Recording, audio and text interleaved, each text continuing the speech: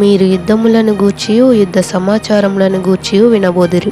మీరు కలవరపడకుండా చూచుకొనుడి. ఇవి జరగవలసి ఉన్నవి గాని అంతము వెంటనే రాదు. అప్పుడు మనుష్య కుమారుని సూచన ఆకాశమందు కనబడును. అప్పుడు మనుష్య కుమారుడు ప్రభావముతోనూ మహామహిమతోనూ ఆకాశమేఘారూఢుడై వచ్చుట చూచి భూమి మీదనున్న సకల గోత్రముల వారు రొమ్ము కొట్టుకుందురు. మరియు ఆయన గొప్ప బూరతో తన దూతలను పంపును. వారు ఆకాశము యొక్క ఈ చివర నుండి ఆ చివర వరకు నలుదిక్కుల నుండి ఆయన ఏర్పరచుకొనిన వారిని పోగు చేతురు. 2 స్త్రీలు తిరుగలు విసురుచుందురు. ఒకటి తీసుకొని పోబడును, ఒకటి విడిచిపెట్టబడును.